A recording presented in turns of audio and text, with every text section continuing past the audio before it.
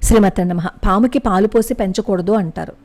పాముకి పోన్లే అని పాలు పోసి పెంచాము అని అనుకోండి, మనల్ని కాటేసేస్తుంది, పాలు తాగేస్తుంది, దాని అవసరాలను తీర్చుకుంటుంది, కానీ కాటు మాత్రం వేసే తీరుతుంది. దాని బుద్ధి మాత్రం ఎప్పటికీ మార్చుకోదు. అందుకే మన పెద్దవాళ్ళు చెప్తారు, దుష్టులకి దూరంగా ఉండండి, దుష్టులకి సహాయం చెయ్యొద్దు, అపాత్రదానం చెయ్యొద్దు అని చెప్తూ ఉంటారు. మనం ఆ మాటలు వింటే బాగుంటాం, కానీ భారతీయుల రక్తంలో అయ్యో అని జాలి ఎక్కువ. పక్కవాడు బాధపడుతూ ఉంటే వాడు శత్రువైనా సరే సహాయం చేసే లక్షణం భారతీయుల్లో చాలా మందికి ఉంది. కొంతమంది వెన్నుపోటు పొడిచేవాళ్ళు ఉన్నారనుకోండి. మన రాజులకి వెన్నుపోటు పొడిచింది కూడా మన భారతీయులే, సహాయం చేసింది కూడా మన భారతీయులే. 2023లో ఏం జరిగింది అంటే, టర్కీలో భారీ భూకంపం సంభవించింది. అప్పుడు సాయం ప్రకటించిన దేశం మన భారతదేశం, మొట్టమొదటి దేశం. అప్పటికి ఇంకా ఎవరు స్పందించలేదు.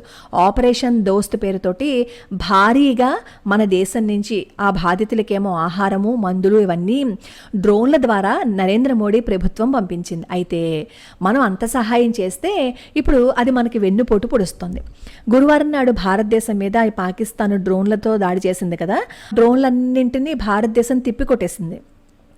శకలాలు పడిపోతాయి కదా, ఆ శకలాలనేమో ఫోరెన్సిక్ చేస్తే ఆ ఫోరెన్సిక్ పరీక్షల్లో తేలింది ఏంటి అంటే, అవి టర్కీ దేశానికి చెందిన ఆసిస్ గార్డ్ సోనగర్ డ్రోన్లుగా ధృవీకరించారు. ఆ దేశపు అధ్యక్షుడు ఎర్డోగాన్ మొదటి నుంచి భారతదేశం అంటే వాడికి విపరీతమైన ద్వేషం, కోపం. ఆ విషయాన్ని ఎన్నో సందర్భాల్లో బహిరంగంగా చెప్పినా కూడా అయ్యో అక్కడ భూకంపం వచ్చింది కదా, వాళ్ళందరూ బాధపడుతున్నారు కదా అని మనం జాలి చూపించాం. ఈ పెహల్గాం దాడి జరిగింది కదా, ప్రపంచమంతానేమో ఉగ్రవాదుల చర్యలను ఖండిస్తూ ఉంటే ఆ సమయంలో పాక్ ప్రధాని షహబాజ్ని కలుసుకోవటం కోసం ఎర్డోగాన్ వెళ్ళాడు. ఆ దేశానికి వత్తాసు పలికి పెహల్గాం ఉగ్రదాడిని ఖండించలేదు సరికదా, కనీసం ఈ మృతి చెందిన పర్యాటకుల కుటుంబాలకి సానుభూతి కూడా అతను చూపించడానికి ఇష్టపడలేదు. పెహల్గాం ఉగ్రదాడి జరగంగానే పాకిస్తాన్ మీద భారతదేశం దాడి చేస్తుందని ఆ దుష్ట బుద్ధికి ముందే తెలిసిందనమాట. ఎందుకంటే దుష్టులు కదా, ఎప్పుడు అలాంటి ఆలోచనలే ఉంటారు. ఆలోచించి అదేం చేసిందంటే, ప్రపంచమంతా భారతదేశానికేమో సంఘీభావం తెలుపుతూ ఉంటే 6 సైనిక విమానాల్లో పాకిస్తాన్కి ఆయుధాలని ఎర్డోగాన్ ప్రభుత్వం పంపించింది.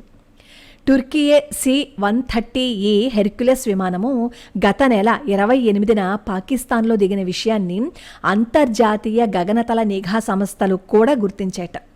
ఇంధనం నింపుకునేందుకు యుద్ధ విమానం దిగిందని ప్రకటన ఇచ్చి ఆ టర్కీ తప్పించుకునే ప్రయత్నం చేసింది. తర్వాతేమో ఒక యుద్ధ నౌకని కూడా కరాచీ నౌకాశ్రయానికి పంపించింది.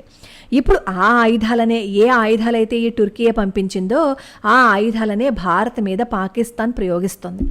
పెహల్గాం దాడి జరిగిన తర్వాత ఈ పాకిస్తాన్కి ఎవరైతే సంఘీభావం తెలుపుతున్నారో ఆ దేశాలలో టర్కీ, అజర్బైజాన్ మాత్రమే పాకిస్తాన్కి మద్దతిస్తూ ప్రకటిస్తున్నాయి. ఎన్నోసార్లు ఈ కాశ్మీర్ అంశంలో ఈ ఎర్డోగాను ఎంత అసహ్యంగా మాట్లాడాలో అంత అసహ్యంగానూ వాడు మాట్లాడేశాడు. ఈ టర్కీ పంపించిన డ్రోన్స్ ఏంటో తెలుసా? అత్యాధునిక డ్రోన్లు పంపించారు, సోంగర్ డ్రోన్లు పంపించారు, దానితో మేము దాడి చేస్తాము అని చెప్తోంది. అసలు 2019 నుంచి ఈ టర్కీయే వీటిల్ని ఉపయోగిస్తోంది. అది ఇప్పుడు పాకిస్తాన్కి పంపించింది. ఈ డ్రోన్లు ఏంటంటే స్వయంచాలితంగా ప్రయాణించి లక్ష్యాల మీద దాడి చేసి తిరిగి గ్రౌండ్ కంట్రోల్ స్టేషన్కి చేరుకుంటాయి అన్నమాట. రిమోట్ కంట్రోల్తో కూడా వాటిని నియంత్రించవచ్చు. మా దగ్గర అత్యాధునిక యుద్ధ విమానాలు ఉన్నాయి, యుద్ధ తంత్రాలు ఉన్నాయి అని అంటుంది. ఇవి గగనతలంలో ఎగురుతూ గ్రౌండ్ స్టేషన్కి రియల్ టైంలో వీడియోలు, చిత్రాలని పంపిస్తాయి. అంటే ప్రత్యక్షంగా పంపించేస్తాయి అన్నమాట. దాడుల తర్వాత జరిగిన నష్టాన్ని కూడా విశ్లేషించి వెంటనే గ్రౌండ్ స్టేషన్కి పంపిస్తాయి. రాత్రి పగలు అన్న తేడా లేకుండా ఎలాంటి వాతావరణంలో అయినా సరే ఈ డ్రోన్లు నిఘా పెట్టగలవు. అలాగే రాత్రిపూట వీడియోలు, చిత్రాలు తీసేందుకు వీటిలో ఇన్ఫ్రారెడ్ కెమెరాలు కూడా ఉంటాయి. అయితే ఇంత సామర్థ్యం వాళ్ళకి ఉంది, డ్రోన్లతోటి, ఇన్ని క్షిపణులతోటి యుద్ధం చేయడానికి వస్తున్నారు. కానీ ఇలాంటి వాటిల్ని కూడా ధ్వంసం చేయగల క్యాపబిలిటీ మన దగ్గర ఉంది. భారత్లోని 36 మిలిటరీ పౌర లక్ష్యాల మీద ఈ సోంగర్ డ్రోన్లతోటే పాకిస్తాన్ దాడి చేసినట్లు మన రక్షణ శాఖ కూడా ప్రకటించింది.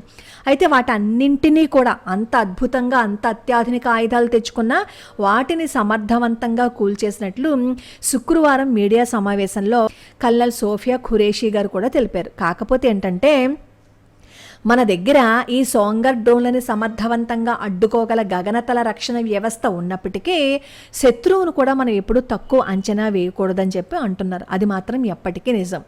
కాబట్టి మనం అర్థం చేసుకోవాల్సింది ఏంటంటే దుష్టులకి దూరంగా ఉండాలి. వాళ్ళకి మనం సహాయం మానవతా దృక్పథంతో చేసినా మనల్ని కాటు వేస్తారు. అవి మహావిష సర్పాలు. ఇక్కడ ఇంకో సందేహం వస్తుంది. టర్కీ మనకు అంత ద్వేషాన్ని అంత ద్రోహాన్ని చేసినప్పుడు నరేంద్ర మోడీ గారు ఎందుకు సహాయం చేయాలి, చేయకుండా ఉండొచ్చు కదా అని. పాలకుడితో మాత్రమే చూసుకోవాలి. ప్రజల మీద మనం టార్గెట్ ఎప్పుడు చేయకూడదు. ఆ ప్రజలను మనం ఎప్పుడు టార్గెట్ చేయాలి, ప్రజలు కూడా మన మీద ఇబ్బంది పెట్టి మనల్ని ద్వేషిస్తూ మన మీద రాక్షసత్వాన్ని చూపిస్తే అప్పుడు మనం ప్రజలను కూడా దృష్టిలో పెట్టుకోవాలి. కానీ అక్కడ ప్రజలు అమాయకులు, మనల్ని ఏమి ఇబ్బంది పెట్టలేదు. కానీ పాలకుడు మన మీద ద్రోహం చేశాడు, మనకు నష్టాన్ని కలిగించాడు. ఇక్కడ నరేంద్ర మోడీ గారు కూడా మానవతా దృక్పథంతో అక్కడ ప్రజలను చూసి ఆయన సహాయం చేశారు. అక్కడ ప్రజలు కూడా మనకి ద్రోహం చేస్తున్నారు అనుకోండి, ఈ భండాసురుడిని సంహరించేటప్పుడు అమ్మవారు భండాసురుడితో పాటు ఆ ప్రజలను కూడా సంహరించారు. అంటే ఎవరైనా ప్రజలు కూడా మన మీద ద్వేషాన్ని చూపిస్తూ ఉంటే అప్పుడు మనం ఆ దేశానికి సహాయం చేయకూడదు. కానీ అమాయకులైన ప్రజలు ఏం చేశారు అనే దృష్టితో మాత్రమే అక్కడ నరేంద్ర మోడీ గారు సహాయం చేశారు. ఇప్పుడు కృష్ణ పరమాత్మ కూడా కంసుడిని సంహరించేటప్పుడు ఆ కంసుడిని మాత్రమే టార్గెట్ చేశారు, అక్కడ ఉన్న ప్రజలను టార్గెట్ చేయలేదు కదా. కాబట్టి ఏదైనా ఒక పని చేసేటప్పుడు అన్నీ ఆలోచించుకుని చేయగల గుణం నరేంద్ర మోడీ గారికి ఉంది. కాబట్టి ఈ విషయంలో అసలు ఎందుకు మానవతా దృక్పథాన్ని చూపించాలి అని ప్రశ్న వేసే వాళ్ళకి ఇది సమాధానం అన్నమాట.